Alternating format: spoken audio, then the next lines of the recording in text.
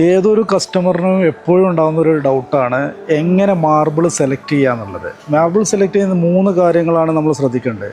നമുക്ക് മാർക്കറ്റിൽ അവൈലബിളായ പല മെറ്റീരിയലും നമുക്ക് നമ്മുടെ മുന്നിൽ കാണും.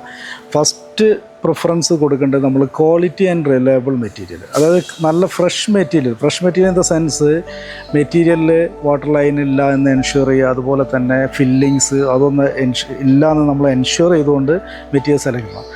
സെക്കൻഡ് പ്രിഫറൻസ് എന്ന് പറഞ്ഞിട്ടുണ്ടെങ്കിൽ ഡെഫിനറ്റ്ലി കളേഴ്സ് നിങ്ങളുടെ സെലക്ഷനാണ്. അത് ചിലപ്പോൾ നിങ്ങൾ പല ആൾക്കാർക്കും പല ചോയ്സ് ആയിരിക്കും. ആർക്കിടെക്റ്റ് തന്ന ഡിസൈനുകൾ പലതായിരിക്കും. ചിലപ്പം ഗ്രീൻ ആയിരിക്കും, ചിലപ്പം വൈറ്റ് ആയിരിക്കും, ചിലപ്പോൾ യെല്ലോ ആയിരിക്കും.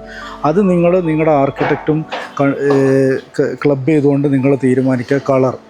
തേർഡ് വൺ എന്ന് പറഞ്ഞിട്ടുണ്ടെങ്കിൽ നിങ്ങൾ ഏത് ഇൻസ്റ്റലേഷനിൽ ശ്രദ്ധിക്കേണ്ട കാര്യം വെച്ചാൽ നിങ്ങൾ ഏത് പ്രതലത്തിലാണ് ഈ മാർബിൾ ഇൻസ്റ്റാൾ ചെയ്യുന്നത് ശ്രദ്ധിക്കണം. എല്ലാ പോറസ് മെറ്റീരിയലും സപ്പോസ് ലൈക്ക് നിങ്ങളൊരു വീട് വെക്കുന്നത് ഒരു പുഴയുടെ വക്കത്തിലാണ്, പോറസ് മെറ്റീരിയൽ ഒരിക്കലും യൂസ് ചെയ്യുന്നത്, അവിടെ ഹാർഡ് മെറ്റീരിയൽ തന്നെ യൂസ് ചെയ്യണം. ഇങ്ങനെ ഈ 3 കാര്യങ്ങൾ നിങ്ങൾ ശ്രദ്ധിച്ചു കഴിഞ്ഞെങ്കിൽ നിങ്ങളുടെ മാർബിൾ നിങ്ങൾക്ക് അതിൻ്റെ ലൈഫ് നിങ്ങൾക്ക് സെക്യൂർ ചെയ്യാൻ പറ്റും. Thank you.